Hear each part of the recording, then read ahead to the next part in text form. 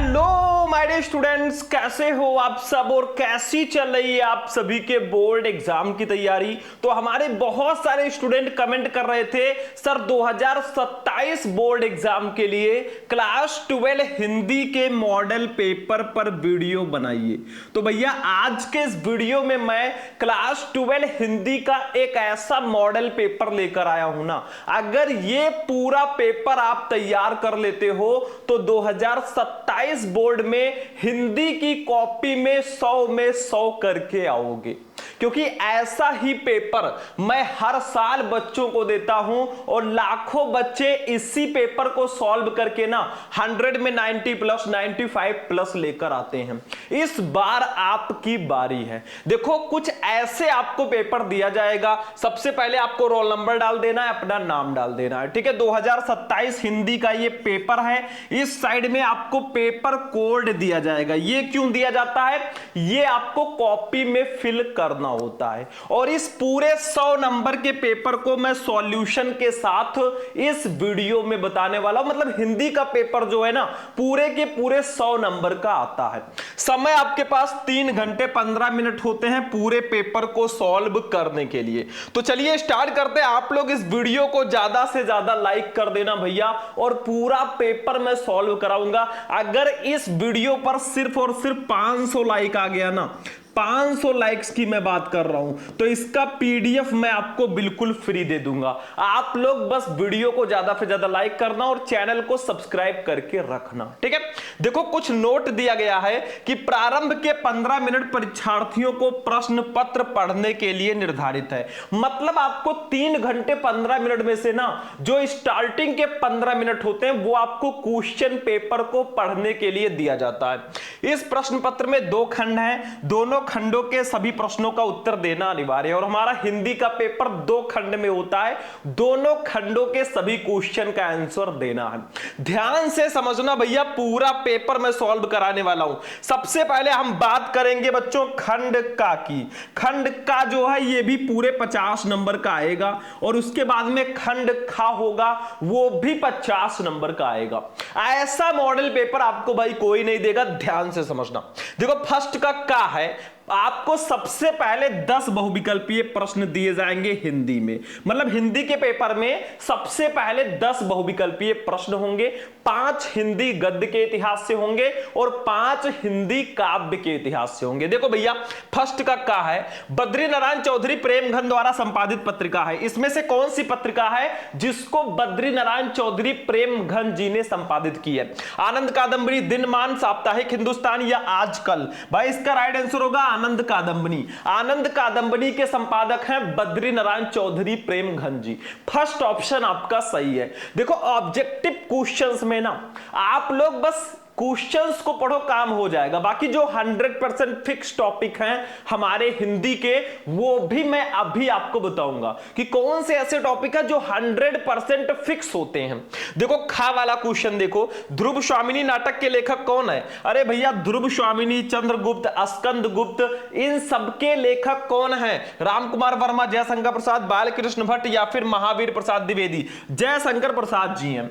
ध्रुव स्वामिनी नाटक के लेखक हैं जयशंकर प्रसाद जी। आपका खा वाला यानी कि दूसरा ऑप्शन बिल्कुल सही होगा। समझ में आ रहा है? जयशंकर प्रसाद जी की रचना है। चलो गा वाला, अशोक के फूल निबंध के लेखक कौन है? भाई बिल्कुल हलवा है। आपके 12th गद्य में ये चैप्टर है अशोक का फूल, इसके लेखक कौन है बताओ फटाफट। ये नहीं पता तो क्या पता आपको। देखो रामचंद्र शुक्ल, हजारी प्रसाद द्विवेदी, विद्यानिवास मिश्र या फिर रामविलास शर्मा? भैया हजारी प्रसाद द्विवेदी जी हैं अशोक के फूल निबंध के लेखक। इनका जीवन परिचय, साहित्यिक परिचय भैया बोर्ड एग्जाम में लगातार आता है, तो जाकर इनका साहित्यिक परिचय जरूर पढ़ लेना, उनकी रचनाओं को भी पढ़ लेना, ठीक है। चलो घा वाला, प्रेमचंद की कहानी का नाम है। देखो इसमें से प्रेमचंद जी की कहानी कौन सी है? मुंशी प्रेमचंद जी की। कफन, गुंडा, रोज या फिर चीफ की दावत? भाई इसका राइट आंसर होगा कफन। कफन जो है ये प्रेमचंद जी का उपन्यास है। बहुत इंपॉर्टेंट क्वेश्चन है भाई, आप लोग बस वीडियो को लाइक करते हुए चलना। इसका पीडीएफ अगर चाहिए या फिर आप अगर क्रैश कोर्स से ज्वाइन होना चाहते हैं तो आप लोग हमारे इस नंबर पर कांटेक्ट कर लेना 991833 2305। ये मेरा नंबर है व्हाट्सएप भैया, कोई भी पीडीएफ चाहिए या बैच आपको चाहिए तो इस नंबर पर आप कांटेक्ट कर लेना। चलो अंगा नंबर क्वेश्चन पे आ जाओ बच्चों। विद्यानिवास मिश्र निबंधकार हैं, किस प्रकार के निबंधकार हैं? ललित निबंध के, विचारात्मक निबंध के, मनोवैज्ञानिक निबंध के या भावनात्मक निबंध के? भैया विद्यानिवास मिश्र जी ललित निबंध के निबंधकार है, मतलब वो ललित निबंध को लिखते थे। तो आपके 5 क्वेश्चन हो गए हैं हिंदी गद्य के इतिहास से, ठीक है। अब 5 क्वेश्चन आएंगे हिंदी काव्य के इतिहास से। देखो दूसरे का पृथ्वीराज रासो का रचना काल है। पृथ्वीराज रासो जो है ये किस काल की रचना है? वीर गाथा काल, भक्ति काल, रीति काल या आधुनिक काल? भाई वीर गाथा काल, ठीक है, मतलब आदिकाल जिसको बोलते हैं, आदिकाल को ही हम वीर गाथा काल भी बोलते हैं। तो पृथ्वीराज रासो ये वीर गाथा काल की रचना है। ज्ञानाश्रयी शाखा के प्रमुख कवि हैं, बताओ ज्ञानाश्रयी शाखा के प्रमुख कवि कौन है? तुलसीदास, सूरदास, कबीरदास या जायसी? भैया कबीरदास जी जो है ना ये ज्ञानाश्रयी शाखा के प्रमुख कवि हैं। ध्यान से समझो, एक क्वेश्चन मैं आपसे कर लेता हूं, यहां पे सारे बच्चे आंसर देंगे। कामायनी किसकी रचना है? कामायनी किसकी रचना है? बहुत इंपॉर्टेंट है भाई, और आपके बोर्ड एग्जाम में ये क्वेश्चन बहुत ज्यादा पूछा जाता है, तो क्लियर कर लेना, ठीक है। गा वाला क्वेश्चन देखो बच्चों, कामायनी के प्रथम सर्ग का नाम क्या है? कामायनी के प्रथम सर्ग का नाम क्या है? कामायनी में कई सर्ग हैं, चिंता, आशा, श्रद्धा या फिर इड़ा? इसका राइट आंसर होगा बच्चों चिंता। कामायनी के प्रथम सर्ग का नाम चिंता है। ध्यान से समझो, ये पूरा मॉडल पेपर है, पूरे 100 नंबर का पेपर मैं सॉल्व करवा रहा हूं भाई, तो थोड़ा सा टाइम लगेगा और हमें थोड़े स्पीड से भी चलना होगा। घा वाला, सुमित्रा नंदन पंत सुकुमार कवि हैं, किसके? प्रकृति के, श्रृंगार के, ज्ञान के या भक्ति के? भैया प्रकृति के। प्रकृति का सुकुमार कवि सुमित्रा नंदन पंत जी को कहा जाता है, तो आपका फर्स्ट ऑप्शन बिल्कुल सही होगा। अंगा नंबर क्वेश्चन पे आ जाओ। राम की शक्ति पूजा कविता के रचयिता कौन है? राम की शक्ति पूजा कविता के रचयिता कौन है? जयशंकर प्रसाद, मैथिली शरण गुप्त, सूर्यकांत त्रिपाठी निराला या फिर अज्ञे? भैया निराला जी हैं, राम की शक्ति पूजा के रचयिता निराला जी हैं। आपके 5 क्वेश्चन यहां पर भी कंप्लीट हो चुके हैं, मतलब टोटल 10 बहुविकल्पीय प्रश्न आएंगे 10 नंबर के। एक क्वेश्चन और यहां पे मैं कर लूं, यामा किसकी रचना है? यामा किसकी रचना है? इसका आंसर आप लोग देंगे कमेंट बॉक्स में। चलो बच्चों अब हम चलेंगे गद्यांश पे। गद्यांश भी 10 नंबर का आता है। देखो दिए गए गद्यांशों पर आधारित निम्नलिखित प्रश्नों के उत्तर दीजिए 10 नंबर। जैसे आपको ये गद्यांश खूब ध्यान से भैया पढ़ना है, फिर इसके नीचे 5 क्वेश्चन दिया गया है 2-2 नंबर का, इसका आंसर दे दो, नंबर ले जाओ। कैसे आंसर देना है वो मैं आपको यहां पे बताऊंगा, ठीक है। चलो भैया आंसर भी बताऊंगा। तीसरा, चलो इसको पढ़ते हैं ध्यान से। पहले ये किस चैप्टर का गद्यांश है? ध्यान से पढ़ो। रविंद्रनाथ, 2 गद्यांश रहेंगे, एक गद्यांश और नीचे दिया गया है, मतलब 2 में से एक करना होगा। अभी मैं बताऊंगा, पहले इसको समझा देता हूं, ठीक है। देखो रविंद्रनाथ ने इस भारतवर्ष को महामानव समुद्र कहा है, विचित्र देश है वो, असुर आए, आर्य आए, शक आए, हूड़ आए, नाग आए, यक्ष आए, गंधर्व आए, न जाने कितनी मानव जातियां यहां आई और आज के भारतवर्ष को बनाने में अपना हाथ लगा गई। जिसे हम हिंदू रीति नीति कहते हैं वो अनेक आर्य और आर्योत्तर उपादानों का अद्भुत मिश्रण है। यहां पे आप पहचान नहीं पाओगे ये किस चैप्टर का है। ये एक ऐसा गद्यांश है ना जिसमें आपको फंसाया जा रहा है भाई। क्यों?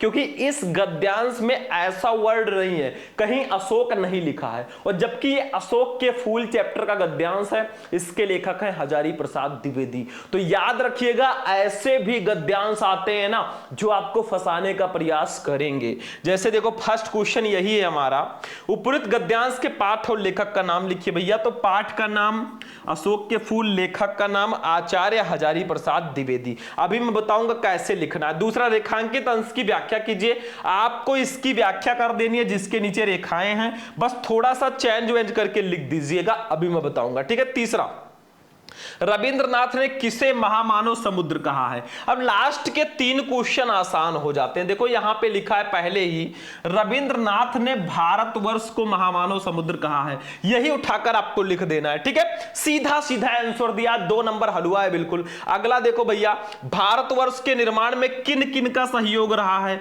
भैया सबका सहयोग रहा है। देखो यहां पे लिखा है, ये देखो ध्यान से समझो, ये देखो विचित्र देश है वो, असुर आए, आर्य आए, शक शक आए, हूड़ आए, नाग आए, यक्ष आए, गंधर्व आए, न जाने कितनी मानव जातियां यहां आई और आज के भारतवर्ष को बनाने में अपना हाथ लगा गई। मतलब भारतवर्ष के निर्माण में इन सब का सहयोग रहा है, असुर, आर्य, शक, हूड़। ठीक है, तो इसको भी यही आंसर लिख देना। चलो वी वाला, आर्य, शक, हूड़ कहां आए भैया? आर्य, शक, हूड़ ये सब कहां आए? भारतवर्ष में आए। सीधा सीधा तो लिखा है यहां पे, देखो न जाने कितनी जातियां यहां आई और भारतवर्ष को बनाने में अपना हाथ लगा गई। बस हो गया पांचों क्वेश्चन का आंसर, 10 नंबर आपका कंप्लीट है। लिखोगे कैसे? जब इसको सॉल्व करना, प्रश्नोत्तर संख्या कॉपी में खूब सुंदर डाल देना, फिर रविंद्रनाथ ने मिश्रण है ऐसे आप लिख देना। देखो रविंद्रनाथ ने डॉट डॉट डॉट करके मिश्रण है। फर्स्ट वाला संदर्भ देख लो ध्यान से। सबसे पहला क्वेश्चन था उपरित गद्यांश के पाठ और लेखक का नाम लिखिए। आप डायरेक्टली भी लिख सकते थे पाठ का नाम अशोक के फूल, लेखक का नाम आचार्य हजारी प्रसाद द्विवेदी, लेकिन हम संदर्भ के रूप में भी लिख सकते हैं, दोनों सही है। देखो संदर्भ, प्रस्तुत गद्यांश हमारी पाठ्य पुस्तक के गद्य भाग में संकलित तथा हिंदी के सुविख्यात निबंधकार आचार्य हजारी प्रसाद द्विवेदी द्वारा लिखित अशोक के फूल नामक ललित निबंध से अवतरित है। ये हो गया लेखक का नाम, ये हो गया पाठ का नाम और 2 नंबर बच्चों आपके नाम। ठीक है, बिल्कुल हलवा है, आसान है। अगला वाला क्वेश्चन देखो दूसरा, रेखांकित अंश की व्याख्या कीजिए। मतलब आपको क्या करना है? इन लाइनों का व्याख्या करना है। देखो जिसे हम हिंदू रीत नीति कहते हैं वो अनेक आर्य और आर्येतर उपादानों का अद्भुत मिश्रण है। ठीक है, इसकी आपको कर देनी है बच्चों व्याख्या। तो चलो करते हैं। रेखांकित अंश की व्याख्या हेडिंग डालेंगे और थोड़ा बड़ा सा लिखेंगे। देखो हमारे देश के इतिहास का अध्ययन करने से यह विदित होता है कि यहां आदिकाल से ही अनेक विदेशी जातियां आई, उनमें आर्य, शक, हूड़ आदि अनेक जातियों भारत पर आक्रमण करके यहां पर विजय प्राप्त की और यहां के विशाल भूभागों पर अपने राज्यों साम्राज्यों की स्थापना की। इनमें से अनेक यहीं के होकर रह गए और वैवाहिक संबंधों के द्वारा यहां की उस हिंदू संस्कृति के अंग बन गए। हिंदुओं ने जिसकी भी सभ्यता या संस्कृति में जो कुछ भी श्रेष्ठ था उसे ग्रहण किया। इस प्रकार विभिन्न प्रकार के रीति रिवाजों, परंपराओं, नीतियों, आदर्शों पर आधारित जिस भारतीय संस्कृति के दर्शन हमें होते हैं वो यहाँ की सर्वश्रेष्ठ कही जाने वाली आर्य जाति, उसके बाद बाहर से आने वाली विदेशी जातियों के समन्वयात्मक योगदान का परिणाम है। 2 नंबर। मतलब भाई अगर 2 नंबर का 2 लाइन की आपको व्याख्या करनी है ना तो आपको 5-6 लाइन में मिनिमम कर देना है। बहुत बड़ा मत लिखिएगा, कोई जरूरत नहीं है। चलो अगला क्वेश्चन देख लो भैया ध्यान से।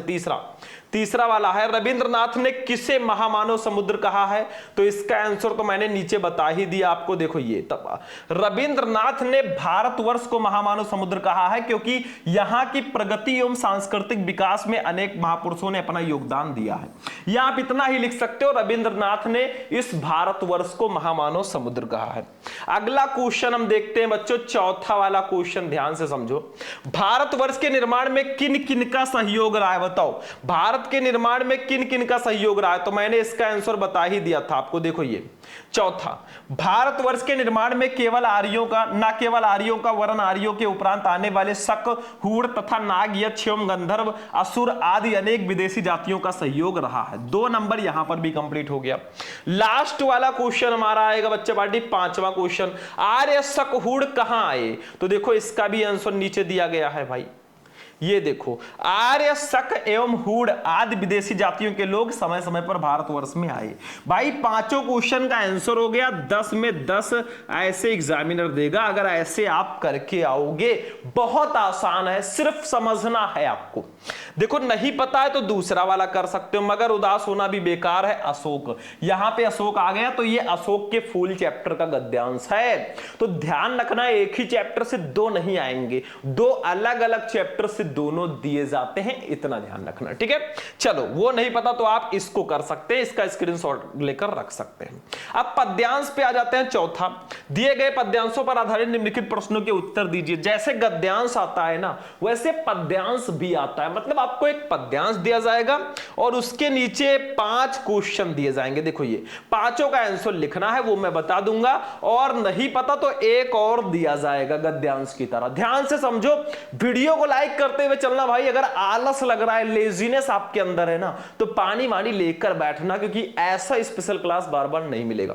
तो चलो हम इस पद्यांश को करते हैं। पहले इसका हिंदी मीनिंग निकालेंगे। ये गद्यांश नहीं है भैया, ये पद्यांश है। इसका हिंदी मीनिंग जब आपको पता होगा अच्छे से ना, तभी आप इन 5 क्वेश्चन का आंसर दे पाएंगे। 10 नंबर का ये भी आता है।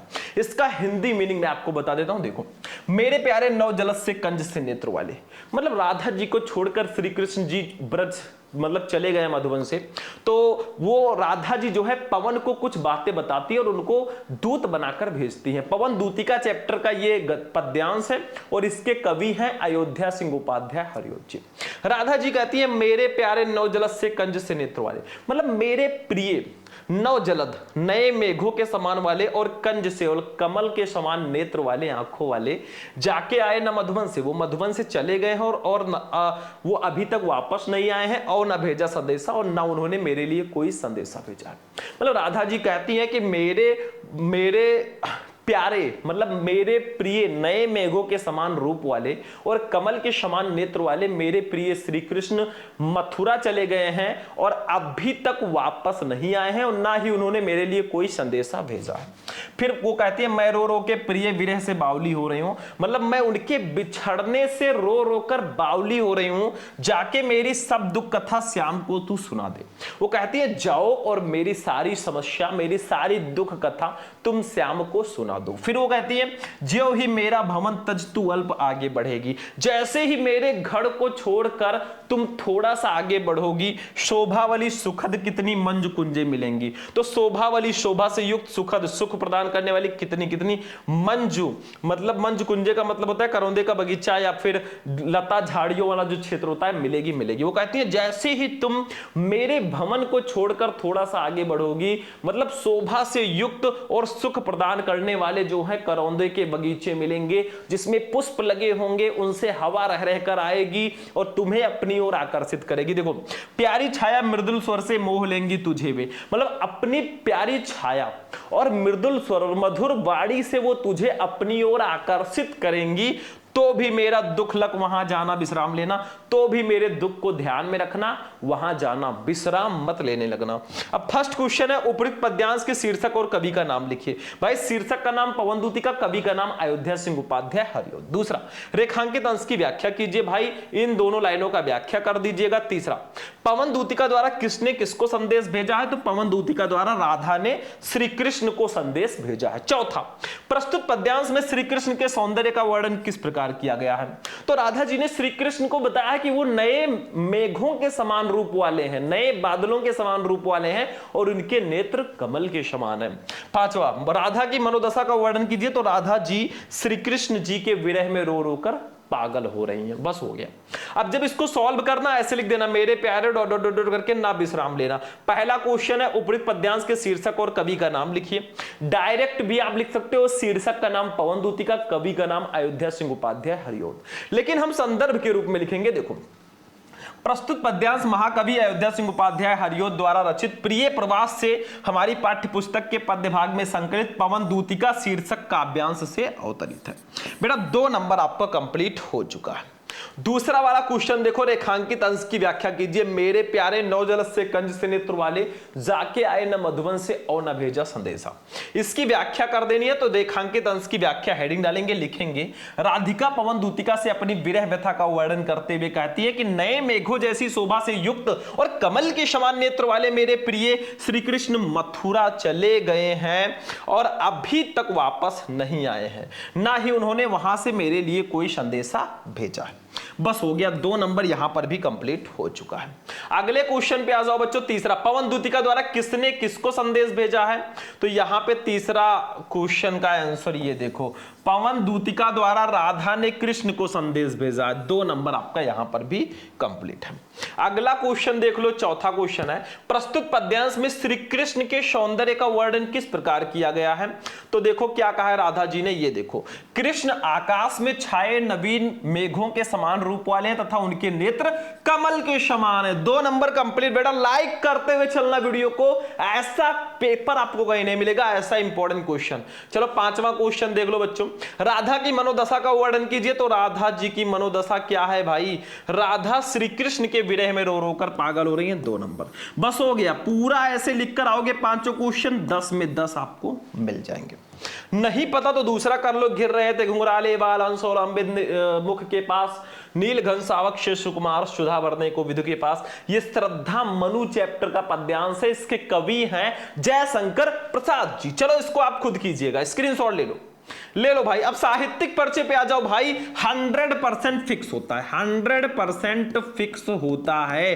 देखो भाई 10 नंबर, पांचवे का निम्नलिखित में से किसी एक लेखक का साहित्यिक पर्चे देते हुए उनकी प्रमुख रचना का उल्लेख करो, 5 नंबर। आप 3 लेखकों का साहित्यिक पर्चे पढ़ लो, आपका 5 नंबर कोई नहीं काट सकता, ये गारंटी है भाई। जैसे पहला है वासुदेव शरण अग्रवाल, दूसरा है डॉक्टर हजारी प्रसाद द्विवेदी और तीसरा है हरिशंकर प्रसाई, या फिर आप हरिशंकर प्रसाई जी के जगह पर प्रोजी सुंदर रेड्डी का पढ़ लो भाई, 5 नंबर आपका फिक्स है। जीवन पर्चे पर अगर वीडियो चाहिए तो सारे बच्चे कमेंट में लिख देंगे साहित्यिक पर्चे या जीवन पर्चे, ठीक है। आपको मैं डिटेल वीडियो इस पर बना दूंगा। बाकी यूट्यूब पे ऑलरेडी अवेलेबल है, आप लोग सर्च करना क्लास 12 हिंदी इंपॉर्टेंट जीवन पर्चे शुभम लेक्चरर, आपको वहां से वीडियो मिल जाएगा। चलो भाई कवियों में देख लो, कवियों में आप इन तीनों का पढ़ लो। निम्नलिखित में से किसी एक कवि का साहित्यिक परिचय देते हुए उनकी प्रमुख रचना का उल्लेख करो, 5 नंबर। जैसे मैथिली शरण गुप्त, रामधारी सिंह दिनकर, सुमित्रा नंदन पंत, ठीक है। ये तीनों बहुत इंपॉर्टेंट है, अगर इन तीनों का आपने तैयार कर लिया ना, 5 नंबर यहां पर भी फिक्स है। देखो भाई ये 100% फिक्स होता है साहित्यिक परिचय, जो मैं बता रहा हूं वही आएगा। आप किसी भी टीचर को देखोगे हिंदी के ना, वो भी यही कहेगा कि ये इंपॉर्टेंट है। कहानी भी 100% फिक्स होती है। देखो 6 ध्रुव यात्रा अथवा पंचलाइट कहानी का उद्देश्य लिखिए, 5 नंबर।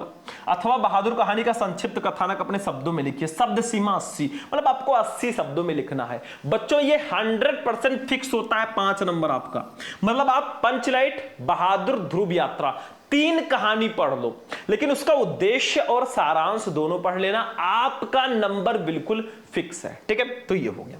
7वां देखो खंड काव्य, स्वपठित खंड काव्य के आधार पर किसी एक खंड के एक प्रश्न का उत्तर दीजिए, 5 नंबर। शब्द सीमा 80। भाई ये जिला वाइज होता है, जैसे यूपी में कई जिले हैं, कुछ जिलों में श्रवण कुमार है, कुछ जिलों में रश्मि रथी है, कुछ जिलों में मुक्ति यज्ञ है, कुछ जिलों में सत्य की जीत है, कुछ जिलों में आलोक वृत्त है, कुछ जिलों में त्यागपथी है। तो आप किस जिले से हो यूपी में, आप में कौन सा खंड काव्य है, कमेंट कर देना। अगर आपको खंड काव्य नहीं पता तो जिले का नाम कमेंट कर देना भाई। 50 नंबर का पेपर हमारा हो चुका है। 10 नंबर का बहुविकल्पीय, 10 नंबर का गद्यांश, 10 नंबर का पद्यांश, 10 नंबर का साहित्यिक परिचय, 5 नंबर की कहानी, 5 नंबर का खंड काव्य, ये ले बेटा आखी दुनिया, 50 नंबर कंप्लीट। चलो अब खंड खा पे चलेंगे बच्चा पार्टी। खंड खा भी 50 नंबर का आएगा, इसमें हिंदी, संस्कृत, हिंदी व्याकरण ये सब होंगे। 8वां देखो, दिए गए गद्यांशों में से किसी एक का ससंदर्भ हिंदी में अनुवाद करो, 7 नंबर। जैसे देखो का है संस्कृत साहित्यम सरसम व्याकरणस्य सुनिश्चितम, भाई ये हमारे संस्कृत भाषा या महत्वम चैप्टर का गद्यांश है, ये आप कर लो। नहीं पता है तो आप ये दूसरा वाला कर लो, महामना मालविया का है। भाई दोनों में से कोई एक कर लेना है। आपको पहले संदर्भ लिखना है, ये किस पाठ से है, उसके बाद में हिंदी में अनुवाद कर लेना। मैं बोलूंगा 4 चैप्टर आप कंप्लीट कर लो, जातक कथा, महामना मालविया, पंचशील सिद्धांता और संस्कृत भाषा या महत्वम। 4 चैप्टर आपका कंप्लीट है तो 7 नंबर ये कंप्लीट है। पद्यांश पे आ जाओ बच्चों, दोनों में से एक ही करना है। और संस्कृत गद्यांश पद्यांश पर मैं वीडियो लाने वाला हूं, टेंशन मत लो। दिए गए पद्यांशों श्लोकों में से किसी एक का ससंदर्भ हिंदी में अनुवाद करो, 7 नंबर। जैसे सुखार्थी ना कुतो विद्या कुतो विद्यार्थी ना सुखम, सुखार्थी व त्यजेत विद्याम विद्यार्थी व त्यजेत सुखम। भाई ये 7 नंबर आपका 100% फिक्स होता है, 100% फिक्स होता है ये 7 नंबर। क्यों? क्योंकि आपके 12th संस्कृत में एक चैप्टर है सुभाषित रत्नानी, उस पूरे चैप्टर के श्लोक पढ़ लो, आपका 7 नंबर फिक्स है। बाकी के जो चैप्टर हैं किसी किसी में एक एक श्लोक है, उसको पढ़ लेना बस, ठीक है। नहीं पता देखो ये वाला तो आप ये दूसरा कर लो, अथवा लगा है बिरल बिरला स्थूल तारा, ठीक है, ये भी काफी इंपॉर्टेंट है, भोजस्योदार्यम का है। तो मैंने कहा ना कि सुभाषित रत्नानी के सारे श्लोक पढ़ लो, बाकी जो चैप्टर हैं उसमें एक एक दो दो श्लोक दिया गया, वो पढ़ लो, काम खत्म है। मुहावरे एवं लोकोक्ति, आप हिंदी व्याकरण पे आ जाओ भैया। निम्नलिखित मुहावरे और लोकोक्ति में से किसी एक का अर्थ लिखकर वाक्य प्रयोग कीजिए। भैया 4 में से एक करना, जैसे अपना उल्लू सीधा करना मतलब स्वार्थ सिद्ध करना, उल्टी गंगा बहाना मतलब नियम विरुद्ध कार्य करना, गूलर का फूल होना मतलब अप्राप्य होना, अधजल गगरी छलकत जाए मतलब कम ज्ञान होने पर अधिक का दिखावा करना। 4 में से कोई एक करना है भाई, बिल्कुल हलवा है, बहुत आसान है, कुछ नहीं करना, ठीक है। चलो अब हम चलेंगे नेक्स्ट टॉपिक, आपठित गद्यांश पे। अब देखिए स्टूडेंट, नेक्स्ट हमारा आपठित गद्यांश आता है 5 नंबर का।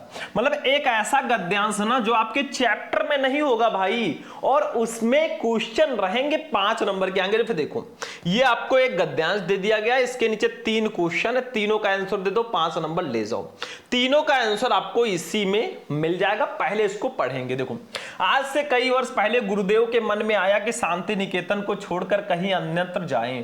स्वास्थ्य बहुत अच्छा नहीं था, शायद इसलिए या पता नहीं क्यों तय पाया कि वे श्री निकेतन के पुराने तिमंजिले मकान में रहे। शायद मौज में आकर यह निर्णय लिया हो। वे सबसे ऊपर तल्ले में रहने लगे। उन दिनों ऊपर तक पहुंचने के लिए लोहे की चक्करदार सीढ़ियां थी और वृद्ध और छेड़वप रविंद्रनाथ के लिए उस पर चढ़ सकना असंभव था। फिर भी बड़ी कठिनाई से उन्हें वहां ले जाया जा सकता। ठीक है, तो भैया यहां पे किसकी बात की गई है? यहां पे रविंद्रनाथ ठाकुर जी की या रविंद्रनाथ टैगोर जी की बात की गई है। तो फर्स्ट क्वेश्चन है गुरुदेव शब्द का प्रयोग किसके लिए किया गया है? भाई 1 नंबर का आएगा। तो गुरुदेव शब्द का प्रयोग जो है वो रविंद्रनाथ ठाकुर या रविंद्रनाथ टैगोर जी के लिए किया गया। यहां पे लिखा है रविंद्रनाथ। ठीक है, दूसरा गुरुदेव ने शांति निकेतन छोड़कर कहीं और रहने का मन क्यों बनाया? भाई 2 नंबर का ये है। क्यों बनाया? क्योंकि उनका स्वास्थ्य बहुत अच्छा नहीं था। गुरुदेव ने शांति निकेतन छोड़कर कहीं और रहने का मन इसलिए बनाया क्योंकि उनका स्वास्थ्य अच्छा नहीं था। बस इतना लिख दो, नंबर मिल जाएगा। तीसरा उनके समीप तक पहुंचने में क्या कठिनाइयां थी? 2 नंबर का ये भी रहेगा। तो भाई यही सब कठिनाइयां थी। देखो ये उन दिनों ऊपर तक पहुंचने के लिए लोहे की चक्करदार सीढ़ियां थी और वृद्ध और छीड़वपु रविंद्रनाथ के लिए उस पर चढ़ सकना असंभव था। ठीक है, बस इतना लिख दो, नंबर कंप्लीट है। भाई बहुत आसान है, इसी गद्यांश में आपको आंसर मिल जाएगा। नहीं पता तो अथवा लगा रहेगा, ये दूसरा आप कर लीजिए, ये दूसरा वाला कर सकते हैं, बस हो गया। चलो अब शब्द युग्म पे चलेंगे। 11 का निम्नलिखित शब्द युग्मों का सही अर्थ चुनकर लिखिए। 2 क्वेश्चन 2 नंबर। जैसे फर्स्ट है वसन व्यसन, इसका सही अर्थ क्या होगा? जो पहले उसका अर्थ पहले, जो बाद में उसका अर्थ बाद में। विवश और व्याकुल, वस्त्र और आदत, कवच और भोजन, विस्तार और आबाद। तो इसका राइट आंसर होगा वस्त्र और आदत। वसन का मतलब होता है वस्त्र और व्यसन का मतलब होता है आदत। सेकंड ऑप्शन सही है। दूसरा स्वर्ण सवर्ण, इसका सही आंसर क्या होगा? सोना और अच्छा रंग, सुनार और सोना, सोना और चांदी, सोना और उच्च जाति। भाई दा वाला ऑप्शन सही है। स्वर्ण का मतलब सोना और सवर्ण का मतलब उच्च जाति। आपका दा वाला ऑप्शन बिल्कुल सही है। चलो बच्चों अगला अनेकार्थी शब्द खा।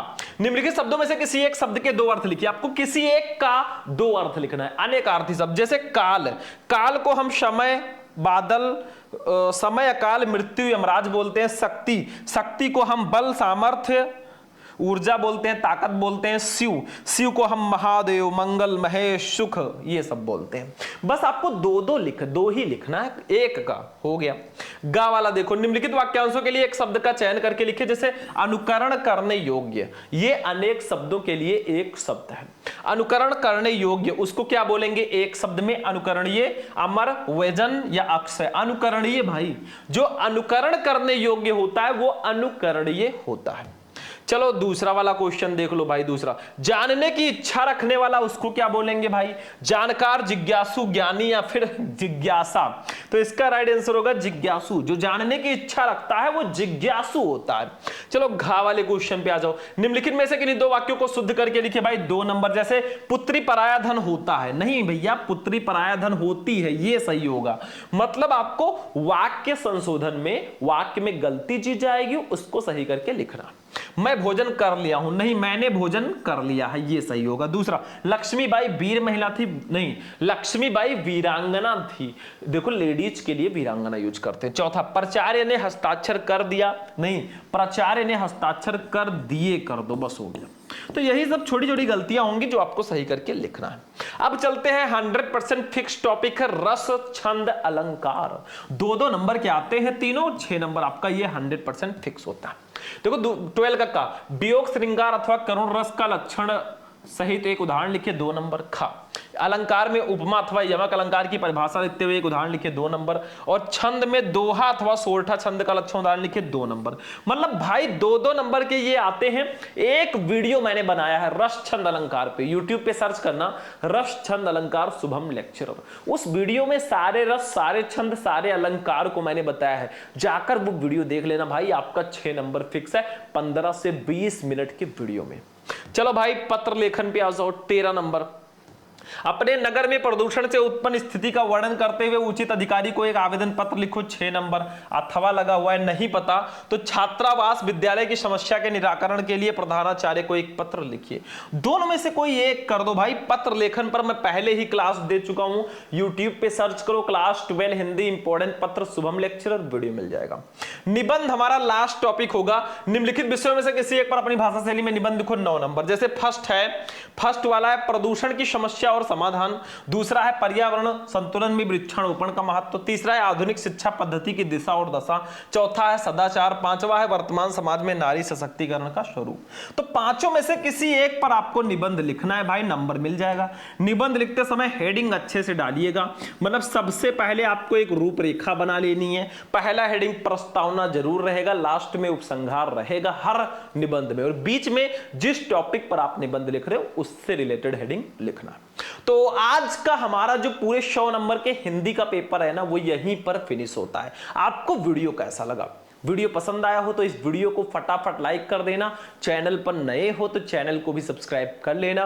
बाकी हम चलते हैं, फिर आपसे मिलेंगे किसी नेक्स्ट इंपॉर्टेंट वीडियो में इंपॉर्टेंट टॉपिक के साथ। तब तक के लिए जय हिंद।